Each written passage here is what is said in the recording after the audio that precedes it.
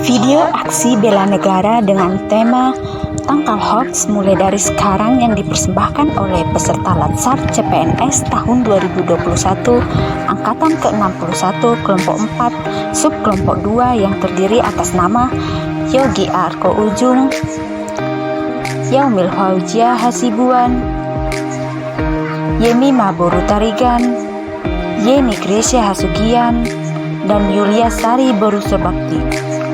Adapun pengampu materi kami yaitu Ibu Gadis Melani Rusli SH. Kegiatan ini diselenggarakan oleh BPSDM Provinsi Sumatera Utara bekerjasama dengan LPP Agro Nusantara Wilayah Medan.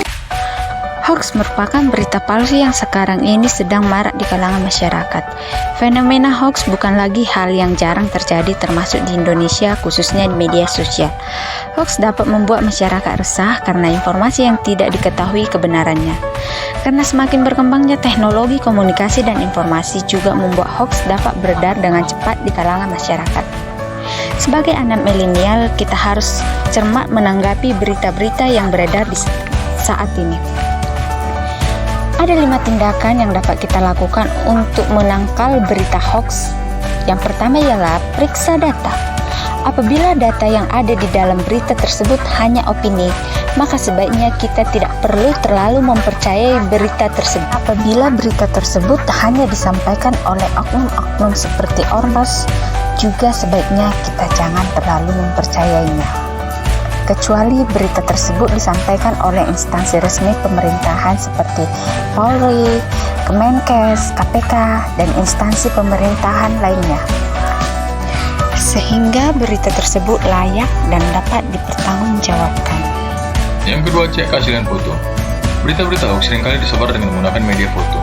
Tujuannya adalah agar masyarakat lebih tertarik dengan berita hoax tersebut melalui gambar-gambar yang telah dimanipulasi oleh penyebar berita hoax tersebut.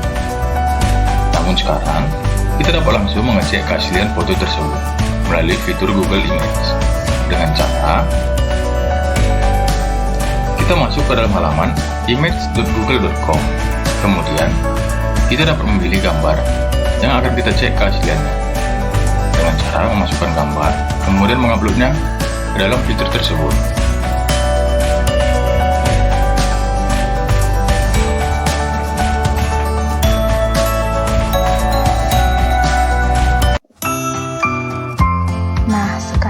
Kita akan masuk ke tahap analisis selanjutnya, yaitu mengikuti grup diskusi anti-hoax.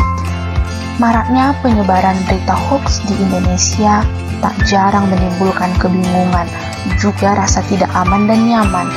Kebingungan ini dapat dimanfaatkan oleh pihak tidak bertanggung jawab untuk menanamkan kebencian. Namun generasi milenial tidak perlu cemas karena kamu dapat menggunakan media sosial kamu untuk bergabung dalam grup diskusi anti-hoax. Misalnya, forum anti-fitnah, hasut, dan hoax, grup Indonesian Hoax Buster, fanpage Indonesian Hoax, dan grup Sekoci. Dalam grup tersebut, kamu dapat bertanya apakah suatu informasi merupakan hoax atau bukan, sekaligus melihat klarifikasi yang sudah diberikan oleh orang lain. Ayo generasi milenial, gunakan media sosialmu dengan bijak dan bergabung dalam grup diskusi anti-hoax. Cara mengatasi berita hoax yang selanjutnya, hati-hati judul yang provokatif. Berita hoax seringkali menggunakan judul sensasional yang provokatif, misalnya dengan langsung menudingkan jari ke pihak tertentu. Isinya pun bisa diambil dari berita media resmi, hanya saja diubah agar menimbulkan persepsi sesuai yang dikehendaki sang pembuat hoax.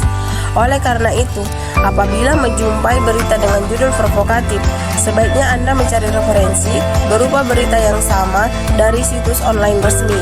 Kemudian, bandingkan isinya apakah sama atau berbeda. Dengan demikian, Anda telah berpartisipasi dalam mencegah berita hoax. Untuk selanjutnya, cermati alamat situs. Untuk informasi yang diperoleh dari website atau pencantumkan link, cermatilah alamat URL situs yang dimaksud. Apabila berasal dari situs yang belum terverifikasi sebagai institusi pers resmi, misalnya menggunakan domain blog, maka informasinya bisa dibilang meragukan. Menurut Dewan Pers, di Indonesia terdapat sekitar 43.000 situs di Indonesia yang mengklaim sebagai portal berita. Dari jumlah tersebut yang sudah terverifikasi sebagai situs berita resmi, tak sampai 300.